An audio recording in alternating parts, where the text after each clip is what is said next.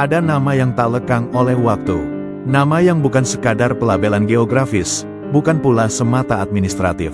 Tapi nama yang menjadi denyut nadi sejarah, napas budaya, dan identitas sebuah bangsa. Itulah Yogyakarta, Yogyakarta, atau Yogyakarta, atau Jogja, begitu akrabnya ia disapa. Tapi dari mana sebenarnya nama ini berasal? Apa makna di balik tiap suku katanya? Mengapa ia seolah tak tergantikan dalam batin para perantau, pelajar, peziarah budaya, bahkan mereka yang hanya sempat menginjakkan kaki sekali di tanah ini? Kutipan, Prof. Djoko Suryo, sejarawan Universitas Gadjah Mada. Nama Yogyakarta tidak muncul begitu saja. Ia adalah bentuk dari legitimasi sejarah, simbol politik, dan konstruksi budaya yang berlapis-lapis. Dari Mataram Islam, Perjanjian Giyanti, hingga Revolusi Indonesia, nama itu adalah bukti bahwa identitas tak pernah dibangun dalam semalam. Yogyakarta bukan hanya kota, ia lahir sebagai bagian dari wilayah yang dulu merupakan pusat kerajaan besar, bahkan menjadi simbol perlawanan terhadap dominasi penjajah Belanda di masa-masa genting. Nama Yogyakarta sendiri berasal dari akar bahasa Sanskerta. Ayodhya, kota suci dalam epik Ramayana, tanah kelahiran Rama, yang berarti tak tersentuh oleh peperangan, dan Karta, yang berarti makmur, berjaya, atau sejahtera. Maka dari itu, Ngayogyakarta Hadiningrat memiliki arti lengkap. Kota yang makmur, tenteram, dan luhur seperti Ayodhya. Kutipan, Dr. Clara D. Suryaningsih, ahli filologi Jawa kuno. Pemilihan nama ini bukan sembarangan. Ia adalah bentuk spiritualisasi politik, mengaitkan kesultanan baru dengan keagungan kisah Ramayana, untuk menyampaikan pesan, inilah Ayodhyanya tanah Jawa. Namun kelahiran Yogyakarta bukan dari kebulatan, melainkan dari perpecahan. Nama ini muncul dalam naskah sejarah akibat Perjanjian Giyanti tahun 1755, saat kerajaan Mataram Islam pecah dua, menjadi Kesultanan Yogyakarta dan Kasunanan Surakarta. Yogyakarta lahir dari luka, namun, justru dari luka itulah ia mengukir makna baru, sebagai kerajaan yang berdiri dengan martabat sendiri, tak tunduk sepenuhnya pada Belanda, dan memiliki sistem budaya serta politik yang mandiri. Yogyakarta, sejak lahirnya, telah menolak tunduk sepenuhnya. Ia memilih jalan berbeda, jalan yang seringkali sunyi, namun tetap agung. Seiring waktu, nama Yogyakarta tak hanya hidup di atas kertas sejarah. Ia menjelma jadi roh kota. Ia hidup dalam puisi, lagu, lukisan, dan bahkan kenangan orang-orang yang pernah menetap barang sejenak. Kutipan, Sapardi Djoko Damono, Alam. Jogja adalah rumah yang tidak punya pagar. Kau bisa pulang kapan saja, meski dunia telah berubah. Mereka yang pergi, selalu ingin kembali. Dan entah mengapa, saat seseorang menyebut Jogja, ada getar yang lain. Ada semacam memori yang tidak bisa dijelaskan. Adakah kota lain yang namanya bisa menciptakan rasa rindu seperti itu? Yogyakarta bukan sekadar tempat, ia adalah perasaan. Ia adalah nama yang menyimpan sejuta cerita, tentang raja dan rakyat, tentang perang dan damai, tentang cinta dan pengkhianatan. Dan dalam kisah ini, kita akan menelusuri asal-usul dari nama itu. Bukan sekadar rangkaian huruf, tetapi sejarah yang berdarah, bahasa yang dalam, dan jiwa yang tak bisa dijelaskan oleh kata-kata. Dari Mataram Lama ke Mataram Islam. Sebelum ada Yogyakarta, bahkan sebelum Kesultanan Mataram dikenal sejarah, tanah ini sudah lama mengandung daya. Daya spiritual, daya kekuasaan, daya yang diam-diam menjelma jadi legenda. Mataram Lama, peradaban dari tanah gunung dan sungai. Nama, Mataram, pertama kali muncul bukan di masa Islam, tetapi pada abad ke-8 Masehi, ketika sebuah kerajaan Hindu-Buddha besar berdiri di dataran subur antara pegunungan Seribu dan Sungai Progo. Kutipan, Prof. Dr. R. Sukmono, arkeolog dan sejarawan. Mataram Lama adalah kerajaan besar di masa Jawa kuno. Ia bukan hanya pusat kekuasaan, tapi juga pusat kebudayaan dan spiritualitas. Nama Mataram sendiri berasal dari kata, mata, atau mata, arti hidup, sumber, atau pusat. Mataram Lama dikenal sebagai Kerajaan Medang. Ia diperintah oleh Wangsa Sanjaya dan Shailendra yang silih berganti, dan mewariskan bangunan-bangunan luar biasa seperti Candi Prambanan, bernafaskan Hindu. Candi Borobudur, bernafaskan Buddha. Tanah yang kelak disebut Yogyakarta, dulunya adalah pusat dunia. Disinilah doa-doa dipanjatkan ke langit. Dan disinilah para raja percaya, langit dan bumi bersatu. Hijrah ke timur, Mataram meninggalkan tanahnya. Namun gempa besar, letusan Merapi, dan intrik kekuasaan memaksa kerajaan ini hijrah ke timur, ke wilayah Jawa Timur. Kutipan, Dr. Mundarjito, pakar geologi arkeologi. Perpindahan ibu kota Medang ke Jawa Timur merupakan akibat langsung dari perubahan alam dan konflik internal. Tapi tanah Mataram tak pernah kehilangan magisnya. Meski ditinggalkan, dataran Mataram tak pernah benar-benar mati. Ia hanya tertidur. Hingga pada abad ke-16, ia bangkit kembali, dengan nama dan jiwa yang baru. Lahirnya Mataram Islam, warisan dari Pajang dan Demak. Ratusan tahun setelah runtuhnya Mataram lama, muncullah kerajaan Mataram Islam yang lahir dari rahim Kesultanan Demak dan Pajang. Ki Ageng Pemanahan, tokoh keturunan Raja Majapahit, menerima tanah Mentaok, wilayah sekitar kota gede sekarang, dari Sultan Hadiwijaya, Pajang, sebagai hadiah atas jasanya menaklukkan Arya Penangsang. Putranya, Danang Sutawijaya, kemudian menjadi Panembahan Senopati, raja pertama Mataram Islam. Di tanah bekas kerajaan lama, di atas reruntuhan budaya Hindu-Buddha, lahirlah kerajaan Islam yang menyebut dirinya Mataram. Bukan kebetulan, tapi kesengajaan sejarah. Simbolisme nama, Mataram sebagai penghubung masa lalu dan masa depan. Nama, Mataram, dipilih bukan sekadar mengingat masa silam, tetapi juga untuk mewarisi legitimasi spiritual dan politis dari kerajaan-kerajaan besar sebelumnya. Dengan nama itu, para penguasa Mataram Islam berupaya mengikat dua dunia. Dunia lama, Hindu-Buddha, dalam bentuk kebudayaan dan tatanan sosial. Dunia baru, Islam, sebagai agama resmi dan spirit kekuasaan. Kutipan, Prof. H. Abdul Jamil, sejarawan Islam Jawa. Mataram Islam adalah sintesis. Ia mewarisi kejayaan masa lalu, tetapi membungkusnya dalam pakaian baru bernama Islam. Nama Mataram menjadi jembatan sejarah. Pusat kekuasaan bergeser ke selatan. Di masa Panembahan Senopati dan penerusnya, pusat kekuasaan Mataram Islam berpindah-pindah. Dari Kota Gede ke Kerta lalu ke Pleret lalu akhirnya ke Kartasura dan Surakarta. Namun perpindahan ini tidak menghapus ikatan spiritual dengan tanah Yogyakarta. Bahkan saat Kartasura dan Surakarta berdiri, tanah bekas Mataram di Yogyakarta tetap dianggap sakral. Menjelang pecahnya Mataram, benih Yogyakarta ditanam.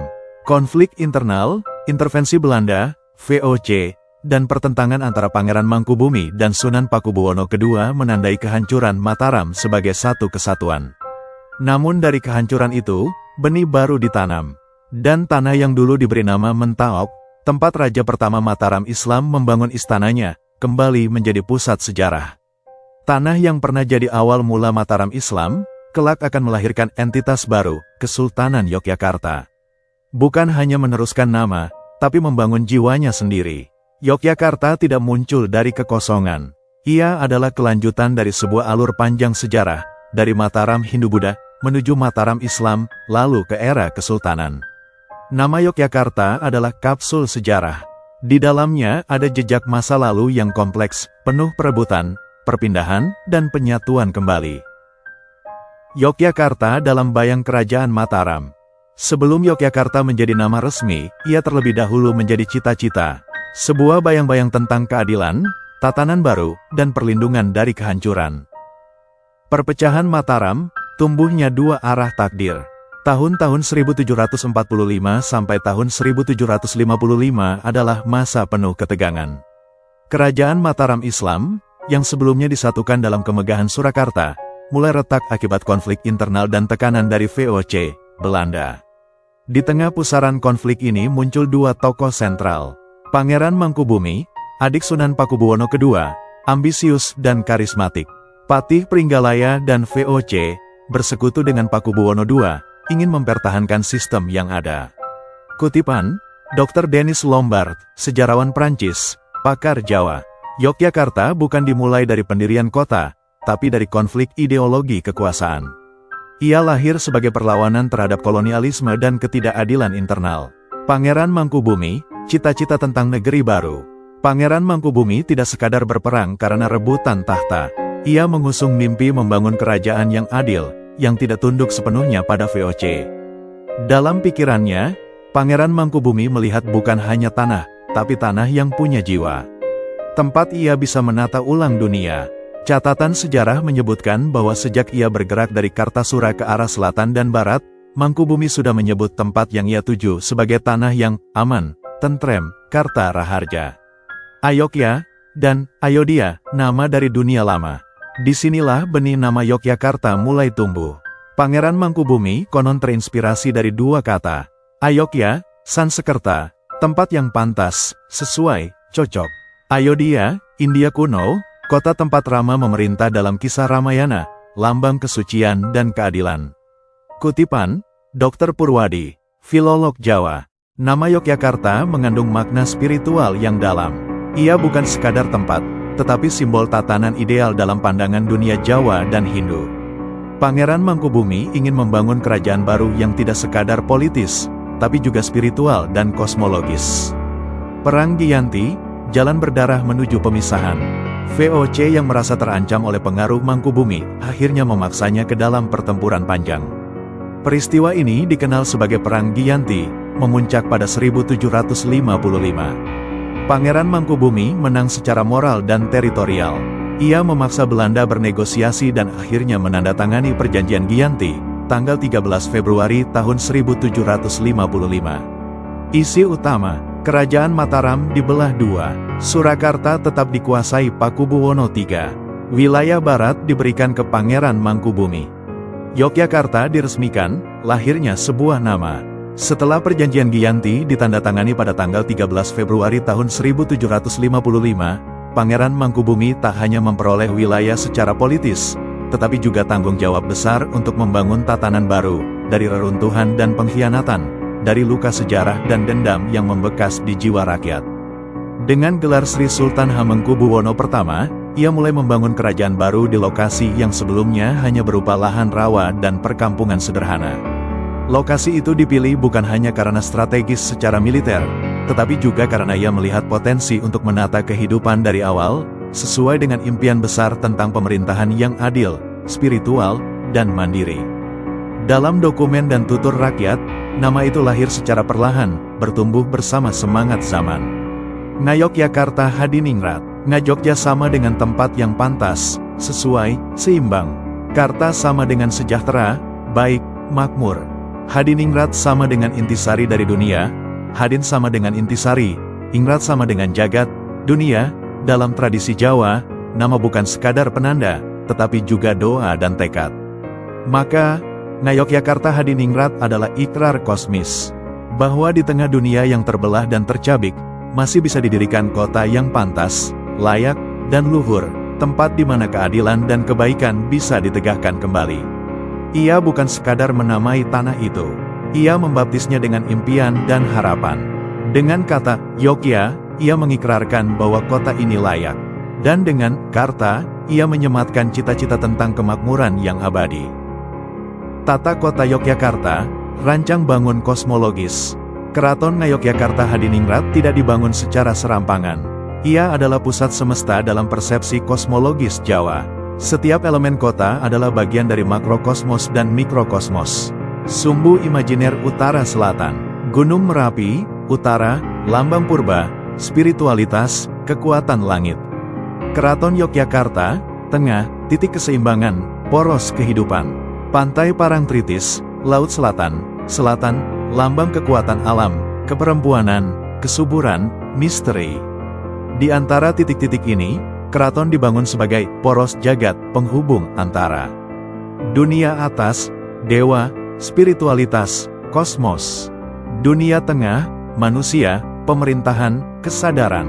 Dunia bawah, alam, insting, materi. Filosofi ini menghidupkan konsep Tritangtu, harmoni antara langit bumi manusia. Di sekitar keraton, alun-alun lor, utara, tempat berkumpul rakyat, ruang komunikasi antara raja dan masyarakat. Pasar Beringharjo, lambang ekonomi rakyat. Masjid Gede Kauman, lambang spiritual dan keimanan. Taman Sari, lambang keseimbangan antara estetika dan relaksasi batin. Kutipan, Prof. R. Eng. Purbacaraka, Ngayogyakarta bukan kota biasa. Ia adalah teks besar dalam bentuk kota, segala hal diatur untuk menunjukkan keteraturan jagat. Nama Yogyakarta mulai digunakan secara resmi. Sejak saat itu, secara administratif, politis, dan simbolik, kata Yogyakarta mulai muncul dalam berbagai dokumen resmi, baik dari pihak internal, keraton dan perangkatnya, maupun eksternal, VOC dan pejabat kolonial. Tahun 1755, dokumen internal kerajaan memakai istilah Karaton Ngayogyakarta Hadiningrat. Tahun 1765, laporan VOC mulai mencatat lokasi sebagai Yogyakarta, ejaan Belanda. Tahun 1800-an, peta kolonial menggambarkan area Jogja sebagai pusat administrasi dan budaya Jawa Selatan. Dengan tinta perjanjian dan darah perjuangan, lahirlah satu nama, Yogyakarta, bukan sekadar tanda geografis, melainkan tanda dari kehendak manusia untuk menciptakan ulang dunia yang pantas mereka huni. Nama Yogyakarta adalah semesta mini. Ia lahir dari pergolakan, tapi bukan sekadar hasil perang. Ia adalah buah dari mimpi seorang bangsawan tentang tatanan yang adil, dan tekad sebuah peradaban untuk tetap berdiri di saat dunia di sekitarnya runtuh. Dalam setiap suku kata, Yogyakarta, terkandung 3 lapisan makna. Yo, penegasan, ini adalah kota yang benar-benar pantas. Gya, dari akar yuj, menyatu, layak. Karta, kesejahteraan, tatanan, kebaikan dunia. Ia bukan hanya tentang tempat, tetapi tentang nilai, arah moral, dan roh kebudayaan. Yogyakarta bukan sekadar ibu kota kesultanan. Ia adalah pusaka nilai. Ia adalah titian antara dunia lama yang agung, dan dunia baru yang berani berharap. Ngayogyakarta Hadiningrat, arti filosofis sebuah nama. Sebuah nama adalah dunia kecil. Ia mengandung sejarah, impian, dan doa. Nama bukan sekadar penanda, ia adalah doa. Di dalam budaya Jawa, nama bukan sekadar penanda identitas. Ia adalah ikrar, penyematan takdir, dan pembingkai harapan. Menamai sesuatu adalah tindakan spiritual. Ia harus selaras dengan tatanan kosmos. Maka ketika Sri Sultan Hamengkubuwono I menamai kerajaannya Ngayogyakarta Hadiningrat, ia tidak sembarang memilih. Ia tengah menanamkan visi politik, moral, dan spiritual ke dalam satu baris kalimat suci. Asma iku donga, ungkapan Jawa kuno, nama adalah doa. Ngayogyakarta Hadiningrat bukan nama kosong. Ia adalah hasil dari perenungan mendalam, tentang apa yang pernah hancur, dan tentang apa yang ingin ditegakkan kembali. Membongkar nama, kata per kata, jiwa per jiwa. Mari kita pecah nama itu menjadi 3 bagian. 1.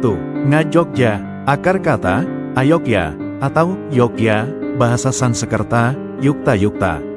Artinya, cocok, sesuai, pantas, layak. Disinilah terkandung nilai etika dan keseimbangan. Dalam dunia yang pernah carut-marut karena perang saudara, Ngajogja adalah tekad untuk menciptakan sesuatu yang patut, adil, dan seimbang. Wawancara pakar budaya Jawa, Ngajogja bukan sekadar menyiratkan kebaikan. Ia adalah ukuran moral. Tempat ini tidak sembarangan, ia layak dihuni oleh tatanan luhur. Visual, relief pahatan di pintu gerbang keraton, dengan kalimat Sansekerta halus di balik kayu jati, menggambarkan semangat pencarian keseimbangan. Karta, akar kata, Karta, Sansekerta, Kerta-kerta. Artinya, baik, makmur, tertata, selesai. Disinilah letak dimensi harapan dan pencapaian. Nama ini menyiratkan bahwa kota ini dibangun bukan untuk sekadar berdiri, tetapi untuk berfungsi dengan baik, menghidupi, dan menyejahterakan rakyatnya. Dalam satu kalimat, Ngayogyakarta sama dengan tempat yang pantas dan penuh kemakmuran. Nama itu adalah mantra. Ia menata ulang dunia, dari kekacauan menjadi keteraturan, dari kehancuran menjadi keutuhan. Hadiningrat, akar kata, hadi, sama dengan utama, luhur. Ingrat, sama dengan dunia, jagat. Artinya, inti dari dunia, puncak dari tatanan dunia, pusat harmoni jagat. Ini adalah bagian paling kosmologis dari nama tersebut. Hadiningrat menyiratkan bahwa Yogyakarta bukan hanya pusat geografis atau politik, tapi juga pusat spiritual dan kultural. Sebuah mikrokosmos dari dunia ideal.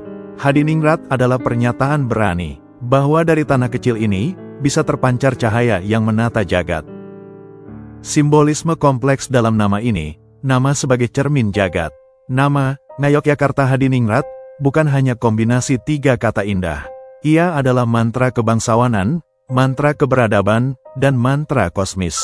Nama ini memuat struktur pemikiran Jawa yang dalam dan multilapis, menjadikannya bukan sekadar identitas wilayah, tapi juga pernyataan metafisik tentang hubungan manusia, kekuasaan, dan semesta. Dalam khasanah filsafat Jawa, yang tak memisahkan antara politik, spiritualitas, dan kosmologi, nama sebuah tempat mengandung kepercayaan akan keselarasan jagat besar, makrokosmos, dan jagat kecil, mikrokosmos. Maka, mari kita bedah lebih dalam. Lapisan etimologis, wacana kata, wacana kehidupan. Ngayogyakarta Hadiningrat, Ngajogja, dari kata dasar, ayogya, berarti layak, pantas, cocok, sebuah tempat yang memenuhi ukuran keselarasan moral dan etika.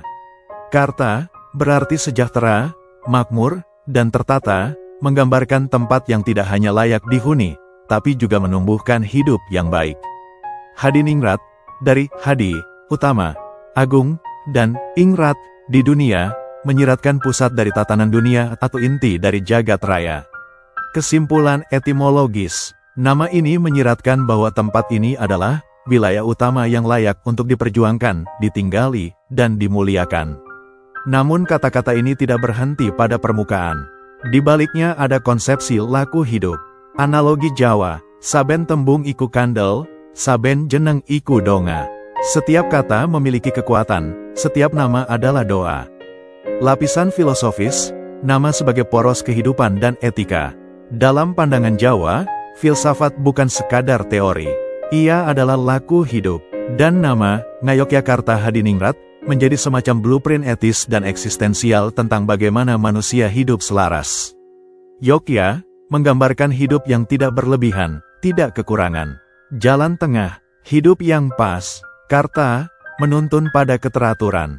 Dalam keos sejarah, muncul impian akan tatanan dunia baru yang tertata secara sosial, ekonomi, dan politik. Hadiningrat, sebagai filsafat tertinggi, bahwa tempat ini menjadi poros tatanan dunia. Seorang raja, pemimpin, atau rakyat di tempat ini harus mencerminkan keselarasan jagat. Konsep Jawa, Sangkan Paraning Dumadi. Nama adalah bagian dari perjalanan untuk kembali ke asal. Hadiningrat bukan sekadar dunia, tapi dunia yang telah melalui penyucian dan penataan. Penafsiran tambahan dari Serat Wedatama. Sing Sudindayani, kudu ngugemi rasa, becik tur bener, supaya bisa dadi Hadiningrat sejati. Yang ingin menjadi kekuatan penata dunia, harus menegakkan kebaikan dan kebenaran. Lapisan politis, pernyataan kedaulatan melawan VOC dan warisan Mataram.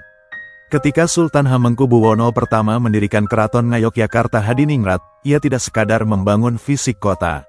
Ia sedang menyusun pernyataan politik terhadap VOC, yang ingin menjadikan tanah Jawa sebagai koloni dagang. Mataram lama, yang dinilai sudah menyimpang dari nilai-nilai leluhur. Dengan menamai kotanya Ngayogyakarta Hadiningrat, Sultan memutus garis lama dan memulai tatanan baru. Nama itu adalah manifestasi dari kedaulatan, spiritual, politik, dan budaya. Contoh dokumen Giyanti dan keputusan Sultan. Kula bangun karaton boten namung kagem panguwasan, nanging kagem lumahing kabecikan tumraping jagat. Saya membangun keraton bukan sekadar untuk kekuasaan, melainkan untuk tempat tumbuhnya kebaikan bagi dunia. Lapisan spiritualitas, keterhubungan dengan kosmos. Hadiningrat adalah konsep puncak dari spiritualitas Jawa. Ia menandakan bahwa wilayah ini adalah poros semesta, tempat manusia bisa berhubungan langsung dengan Yang Adikodrati. Seorang raja bukan sekadar pemimpin rakyat, tapi juga panglima spiritual, penghubung langit dan bumi. Nama ini mengisyaratkan, keraton sebagai pusat harmoni, raja sebagai satria pinandita, kesatria sekaligus petapa, rakyat sebagai bagian dari siklus jagat, bekerja, berserah, dan hidup dalam irama alam. Kutipan dari Serat Centini, negari kang kadya panggonanipun para dewa, ngadeg ing tengahing jagat, sumingkiring dosa, ngelimput kasucen. Negeri seperti tempat para dewa, berdiri di tengah dunia, menjauhkan dosa, menyelubungi kesucian.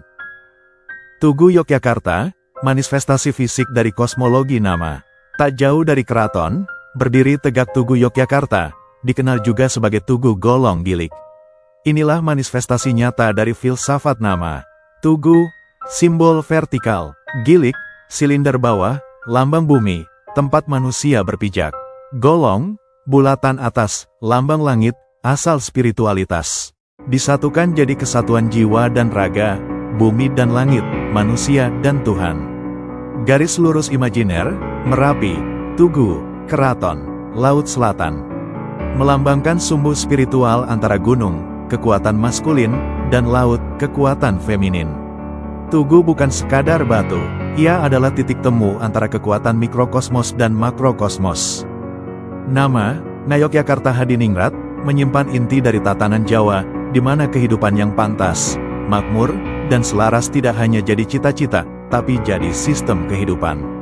Nama ini adalah sebuah serat sejarah, sebuah mantra etis, sebuah poros spiritual. Nama ini bukan hanya terdengar dalam upacara, ia berdetak dalam darah warga Yogyakarta. Ia menjadi cara mereka hidup, membangun, menyapa, dan menghadapi dunia. Yogyakarta sebagai identitas budaya dan perlawanan. Ada nama yang diberi, ada nama yang dilahirkan, namun ada pula nama yang diperjuangkan, dengan seluruh jiwa, darah, dan budaya. Yogyakarta adalah nama yang tak sekadar terucap, tapi dipeluk oleh sejarah. Dihidupi oleh manusia-manusia yang tak mau tunduk oleh kekuasaan asing. Nama yang menjadi tubuh dari semangat. Dari keraton ke kebudayaan, Yogyakarta sebagai pilar yang membisu. Ketika perjanjian Giyanti mengakhiri perseteruan panjang antara dinasti Mataram dan VOC, maka yang lahir dari perpecahan bukan hanya satu wilayah politik baru, tapi roh sebuah kebudayaan yang hendak diselamatkan dari kepunahan. Di tanah yang baru saja sembuh dari luka saudara, Keraton Ngayogyakarta Hadiningrat mulai membangun ulang bukan hanya istana, tapi martabat. Disinilah letak kekuatan Yogyakarta. Ketika sebagian besar kerajaan-kerajaan di Jawa sibuk mempertahankan kekuasaan semata, Keraton Yogyakarta membentuk strategi baru, melestarikan budaya sebagai bentuk perlawanan diam-diam. Seni, sastra, tari, wayang, ukiran, dan gending bukan hanya ekspresi, melainkan benteng pertahanan jiwa Jawa dari bahaya penyeragaman dan penjajahan jiwa. Kutipan, Prof. Dr. Sri Sultan Hamengkubuwono ke-9. Penjajahan itu tidak selalu datang dengan senjata. Kadang ia datang sebagai cara berpikir baru yang ingin menghapus ingatan lama. Maka budaya harus menjadi pagar kita. Bahasa, aksara, dan sastra, nama Yogyakarta ditulis ulang dalam dada generasi. Ketika Belanda mencoba menertibkan administrasi, mereka menulis Yogyakarta atau Yogyakarta dalam surat resmi, namun rakyat tetap menyebutnya Ngayogyakarta atau cukup Jogja dengan nada lembut namun penuh kasih. Sastrawan istana menulis kembali ajaran hidup dalam bentuk serat-serat. Serat Wulangreh karya Sri Sultan HBI yang mengajarkan etika Jawa. Serat Centini, ensiklopedia kehidupan, spiritualitas, dan kebijaksanaan. Di saat kekuasaan asing menuliskan hukum dan regulasi, rakyat Jogja justru menuliskan makna dan nilai. Nama Yogyakarta menjadi lambang keindahan tata hidup. Nama bukan sekadar identitas, ia menjadi tanda bahwa bangsa ini belum menyerah, bahwa ada hal yang masih bisa dipertahankan, meski tak semuanya dimiliki. Jogja di lidah dan hati rakyat, nama yang lembut tapi keras. Nama Yogyakarta hidup dari mulut ke mulut, dari lisan ke doa, dari sapaan ke pujian. Bahkan saat lidah mengucap Jogja dengan ringan, di dalamnya tersimpan 1000 lapis nilai. Wawancara ibu-ibu pasar, audio dramatisasi. Jogja itu kayak ibu, menenteramkan, membesarkan, dan gak pernah pergi, meski kau jauh darinya. Inilah kekuatan sesungguhnya dari nama Yogyakarta, ia hidup, ia menghidupi. Nama ini bukan ciptaan penguasa, tapi ciptaan rakyat yang menjadikannya milik bersama. Pendidikan sebagai perlawanan, Jogja menanam benih kemerdekaan. Saat penjajahan menjadi wajah resmi negara, Yogyakarta membalasnya dengan senjata pendidikan. Dalam diam, namun tegas, nama Jogja dikaitkan dengan kebangkitan bangsa. Taman Siswa, 1922. Pendidikan yang berbasis kebangsaan dan kepribadian. Muhammadiyah, 1912. lembaga modern Islam progresif yang membuka akses pendidikan untuk semua. Keraton sendiri menjadi ruang aman bagi diskusi kebangsaan. Di kota inilah, perlawanan tak bermula dari senjata. Ia bermula dari papan tulis, pena, dan keteladanan. Nama Yogyakarta mulai menggema tidak hanya di Jawa, tapi hingga ke Sumatera, Sulawesi, dan Maluku, sebagai nama kota di mana pikiran dimerdekakan lebih dulu sebelum senjata berbicara. Revolusi dan keberanian, ketika Jogja menjadi ibu. Ketika Jakarta jatuh akibat agresi militer Belanda, Yogyakarta menerima Ibu Pertiwi dalam pelukannya. Dari sini, Republik dipertahankan. Deklarasi Sultan Hamengkubuwono ke-9. Kami, rakyat Yogyakarta, memilih berdiri di pihak Republik.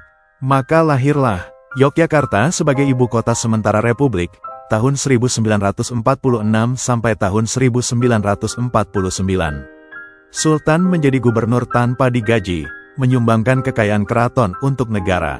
Nama Jogja menjadi sinonim dari keberanian. Dan dari kota inilah, Indonesia dijahit kembali dari luka-luka yang tercerai-berai. Nama yang hidup dalam kenangan dan harapan. Kini, ketika modernisasi datang dan globalisasi menebas batas, nama Yogyakarta tetap menjadi jangkar. Bukan dalam bentuk nostalgia kosong, tapi dalam tindakan nyata. Pelestarian keraton dan adat, keistimewaan provinsi sebagai bentuk penghargaan sejarah. Ratusan komunitas seni, pendidikan, dan budaya hidup di gang-gang kecil kota ini. Wawancara anak muda, Jogja ngejarin aku bahwa jadi Indonesia itu nggak harus bising. Cukup jadi tulus, cukup jadi berani, cukup jadi tahu asalmu. Nama Jogja tidak datang dari langit. Ia datang dari keringat, dari pertahanan halus, dari keberanian yang tak ditulis di buku sejarah resmi. Ia lahir dari para penari, para petani, para pelajar, para raja, para rakyat yang menolak dilupakan.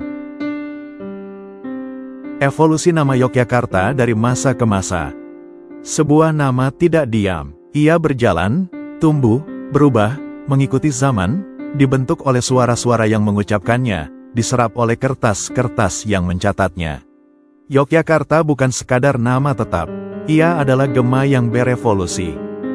Dari Ngayogyakarta ke Yogyakarta, perjalanan ejaan dan lidah zaman. Nama asli yang diberikan oleh Sri Sultan Hamengkubuwono pertama adalah Ngayogyakarta Hadiningrat, yang berarti tempat yang pantas untuk diperjuangkan dan kediaman luhur yang menyatukan semesta, jagat. Namun sebagaimana air yang menyusup ke celah-celah, begitu pula nama ini mengikuti mulut dan tulisan para penjajah, birokrat, hingga masyarakat awam. Era Belanda, nama jadi administrasi. VOC dan pemerintah kolonial Belanda menuliskan kota ini sebagai Yogyakarta, kadang ditulis juga Yogyakarta, tergantung penutur dan logat administrasi. Ejaan itu mengikuti sistem penulisan Belanda, Dutch untuk suara, J, O, E untuk U. Nama Jogja bukan hanya berubah di bibir, tapi juga dalam mesin tik kolonial. Masa pergerakan nasional, nama menjadi sandi. Di kalangan kaum pergerakan awal abad ke-20, nama Jogja berubah fungsi.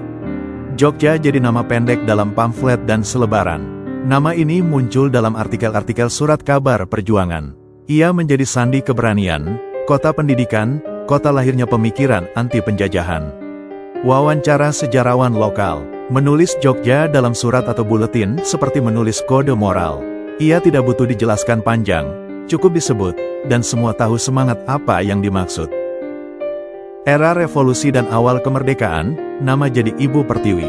Ketika Indonesia mengalami gejolak setelah proklamasi 1945, dan ibu kota dipindahkan sementara ke Yogyakarta, tahun 1946 sampai tahun 1949, nama ini mendapat bobot baru.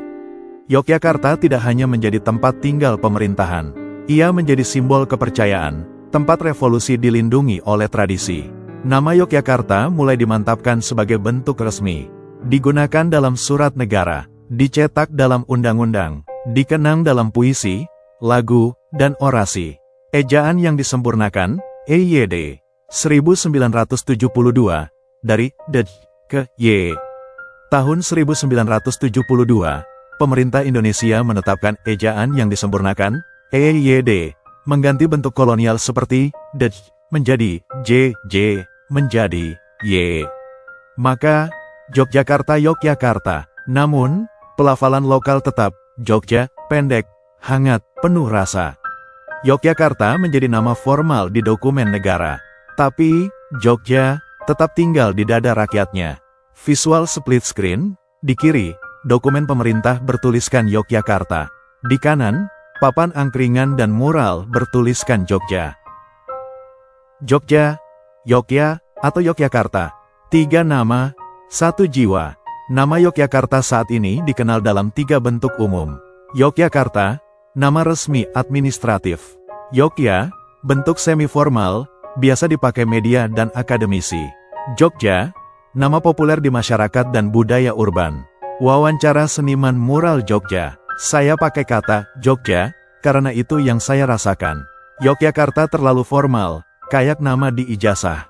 Tapi Jogja, itu kayak nama ibu yang kita panggil tiap pagi. Istimewa, makna politik dan budaya dari sebuah nama. Tahun 2012, pemerintah Republik Indonesia menetapkan Undang-Undang Keistimewaan Yogyakarta. Dalam undang-undang itu, nama Yogyakarta tidak sekadar menunjuk wilayah, tapi warisan budaya dan sistem monarki konstitusional yang unik. Sultan tetap menjabat sebagai gubernur secara turun-temurun. Penggunaan istilah Daerah Istimewa Yogyakarta, DIY, menjadi formal dan tetap.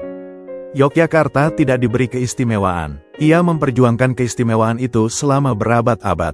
Dan namanya adalah jubah dari perjalanan itu. Jika nama adalah cermin, maka Yogyakarta adalah cermin dengan banyak lapisan. Setiap generasi melihat wajah yang berbeda, tapi semua tetap asli, semua tetap satu. Yogyakarta, Yogya, Jogja. 3 ejaan, 1 jiwa. Ia bukan hanya tempat, ia adalah pelajaran bahwa nama bisa hidup, bisa bertumbuh, dan tetap setia pada akarnya. Yogyakarta dalam puisi, lagu, dan doa. Ada kota yang indah karena bangunannya. Ada kota yang megah karena sejarahnya. Tapi Yogyakarta adalah kota yang hidup di dalam puisi, bernapas dalam lagu, dan bersujud dalam doa. Nama yang menjadi irama. Yogyakarta bukan sekadar kata, ia adalah irama. Ketika penyair menyebutnya, mereka tidak hanya menyebut sebuah tempat. Mereka membangkitkan suasana, cinta, kenangan, keikhlasan, dan keteduhan. Kutipan puisi, Sapardi Djoko Damono. Dan di Yogya, hujan adalah bahasa tubuh yang diam-diam menggamit luka lama. Tapi siapa bisa marah pada rintik yang jatuh di atap rumah sewaan? Penyair tahu, Yogyakarta bukan untuk dijelaskan, tapi untuk dirasakan. Seperti rindu, seperti angin sore di Malioboro, atau suara lonceng sepeda tua di pagi hari. Lagu-lagu yang membungkus nama Jogja. Tak terhitung lagu yang menggunakan nama Jogja. Tapi ada beberapa yang menjadikannya ikon perasaan, simbol dari kehilangan, pulang, atau awal baru. Yogyakarta, Club Project. Pulang ke kotamu, ada setangkup haru dalam rindu. Masih seperti dulu, tiap sudut menyapaku bersahabat. Lagu ini adalah doa anak perantauan, perasaan pulang yang tak bisa digantikan kota manapun. Sepasang mata bola, gesang. Lagu keroncong klasik yang menyebut suasana Jogja dengan lirih dan melankolis, berlatar kenangan masa lalu perjuangan. Lagu-lagu Didi Kempot, meskipun bukan asli Jogja, Didi Kempot beberapa kali menyebut kota ini dalam liriknya, sebagai simbol patah hati yang bersandar pada kesunyian stasiun Lempuyangan. Ketika Jogja disebut dalam lagu, ia bukan hanya tempat. Ia menjadi metafora tentang awal dan akhir, tentang cinta dan kehilangan. Doa yang diam-diam menyebutnya, tak banyak yang tahu. Tapi dalam ritual-ritual kejawen dan doa rakyat, nama Jogja muncul secara simbolis. Dalam doa-doa tirakat, tempat seperti Imogiri, makam para raja, dan keraton disebut sebagai poros spiritual. Dalam prosesi sekaten, nama Ngayogyakarta dibacakan dengan penuh kekhidmatan. Dalam zikir rakyat, dari langgar kecil sampai serambi pesantren, Yogyakarta diminta agar selalu damai dan terlindungi. Nama Yogyakarta masuk ke dalam doa seperti embun menyusup ke tanah, sunyi, tulus, tapi menyuburkan. Nama dalam nama, bayi, warung, dan harapan. Yogyakarta adalah satu dari sedikit nama kota di Indonesia yang menjadi nama orang. Banyak anak diberi nama Jogja, Yogya, atau Gita Yogyakarta. Menjadi nama usaha, dari Bapia Jogja, warung kopi Yogya, hingga studio musik YK. Menjadi identitas harapan, para orang tua, pengusaha, dan pejuang seni menanamkan makna kota ini sebagai lambang keteguhan, kehalusan, dan keistimewaan. Wawancara pemilik warung angkringan di Patuk.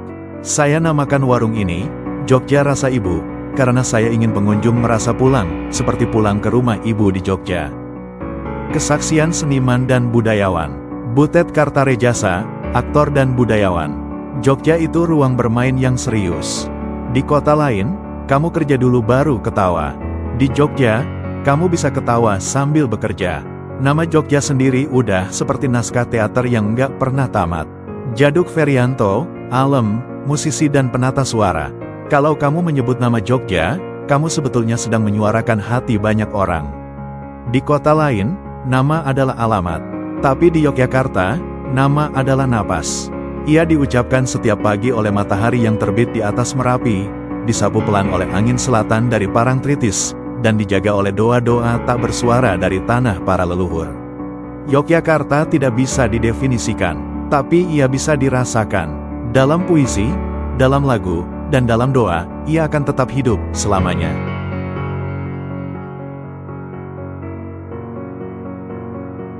Jogja istimewa, makna keistimewaan dalam sejarah dan hukum. Banyak kota besar di negeri ini, banyak pula yang bersejarah, tapi hanya satu yang diberi gelar resmi sebagai daerah istimewa, dan itu adalah Yogyakarta. Sejarah panjang keistimewaan. Keistimewaan Yogyakarta tidak muncul begitu saja. Ia bukan hasil lobi politik instan, tapi buah dari sejarah panjang kontribusi dan konsistensi. Kilas balik sejarah. 1945, Republik Indonesia diproklamasikan. Sultan Hamengkubuwono ke-9 dan Sri Paku Alam ke-8 segera menyatakan bergabung tanpa syarat dengan Republik. Mereka menyatakan, kami bagian dari Indonesia. Republik ini adalah cita-cita kami bersama. Di saat banyak daerah lain ragu, Yogyakarta melangkah mantap. Tanpa tawar-menawar, tanpa syarat. Ibu kota sementara Republik Indonesia. Peran Yogyakarta menjadi makin penting ketika 1946, pemerintah RI terpaksa meninggalkan Jakarta karena situasi genting. Yogyakarta ditunjuk sebagai ibu kota Republik. Sultan HBIX menyediakan keraton dan fasilitas pendukung untuk pemerintahan. Istana Negara berpindah ke Gedung Agung Yogyakarta. Yogyakarta tidak hanya memberi tempat, tapi juga memberi nafas bagi Republik yang hampir mati. Pengakuan resmi keistimewaan. Karena perannya yang vital dan pengabdian tulusnya, Yogyakarta memperoleh pengakuan resmi. UU No. 3 tahun 1950, DIY, sebagai daerah istimewa. UU Keistimewaan DIY No. 13 tahun 2012 mengukuhkan peran Sultan dan Adipati Paku Alam dalam pemerintahan. Pasal-pasal penting, Gubernur DIY dijabat oleh Sultan, Wakil Gubernur oleh Adipati Paku Alam, tidak melalui pemilu kepala daerah seperti provinsi lain. Keistimewaan ini bukan semata warisan, tapi bentuk penghargaan atas keteladanan sejarah. Keistimewaan bukan kekebalan, namun penting dicatat, keistimewaan Yogyakarta bukan bentuk kekuasaan absolut. Ia bukan monarki yang menutup diri, melainkan simbol harmoni antara nilai tradisi dan konstitusi. Sultan HBX sendiri menyatakan, keistimewaan bukan untuk membanggakan masa lalu, tapi untuk menjamin nilai-nilai luhur tetap relevan hari ini. Jogja tidak kebal kritik, tapi keistimewaannya adalah cara menjaga identitas tanpa kehilangan arah modernitas. 5 Kewenangan Istimewa DIY. Berdasarkan UU No. 13/2012, DIY diberikan 5 kewenangan utama yang menjadikannya istimewa. Tata cara pengisian jabatan gubernur dan wakil gubernur, kebudayaan, pertanahan, tata ruang, kelembagaan. Inilah bentuk konkret keistimewaan, bukan dominasi, tapi dedikasi pada nilai lokal yang bermartabat. Istimewa di hati warga. Lebih dari undang-undang dan dokumen, keistimewaan Yogyakarta terlihat dari cara rakyatnya mencintai kotanya. Angkringan yang menjunjung egalitarianisme, kerja bakti yang hidup dari kampung ke kampung, tradisi ruwahan, nyadran, hingga grebek maulud yang terus lestari. Jalanan Malioboro yang bebas ekspresi, dari seniman hingga pedagang kecil. Keistimewaan Jogja tak selalu tertulis di lembaran hukum. Ia hidup di trotoar, di tembang dolanan, di ruang tamu warga, di naskah-naskah tua yang terus dibacakan dengan bangga. Yogyakarta adalah tempat di mana sejarah, hukum, dan rasa bertemu dalam satu nama, istimewa. Jogja bukan hanya tempat, ia adalah semangat yang terus dijaga. Istimewa dalam peran, dan lebih istimewa lagi dalam hati. Yogyakarta, sebuah nama yang tak lahir dari ruang kosong. Ia lahir dari luka, dari harapan, dari perlawanan, dan dari cita-cita akan dunia yang tertata. Nama yang tidak sekadar sebutan. Nama, Yogyakarta, bukan sekadar label geografis. Ia adalah identitas yang memuat banyak hal. Sisa kerajaan yang bertahan dalam pusaran republik. Warisan kosmologi Jawa yang menyatu dalam tata kota. Wujud nyata kompromi antara adat dan hukum negara.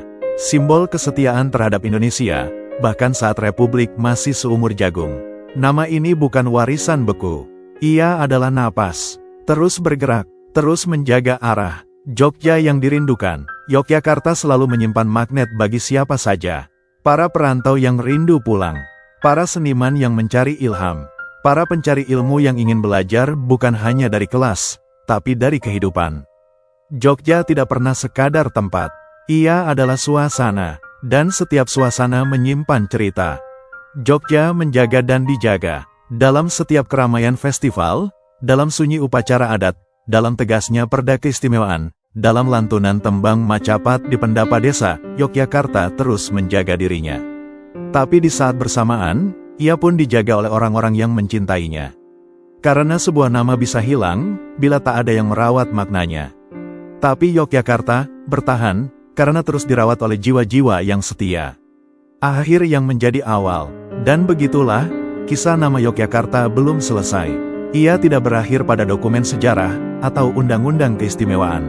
Ia terus hidup, di lisan rakyat, di jalanan, di lagu-lagu dolanan, di doa-doa malam yang lirih memohon agar Jogja tetap aman, tenteram, dan penuh martabat. Yogyakarta bukan dongeng lama yang tertutup debu sejarah. Ia adalah cerita hidup yang ditulis setiap hari. Dengan cinta, dengan tekad, dengan nama yang tidak akan pernah padam. Inilah Yogyakarta, kota yang lahir dari luka, tapi tumbuh dengan cinta. Nama yang terpatri bukan hanya di peta, tapi di dada orang-orang yang pulang dan rindu untuk kembali. Jika kota lain dibangun dari batu dan semen, maka Jogja dibangun dari kenangan dan harapan. Yogyakarta bukan hanya tempat, ia adalah perasaan. Terima kasih telah mengikuti kisah ini sampai akhir. Jika cerita ini menyentuh hati kalian, bantu kami menyebarkan semangatnya.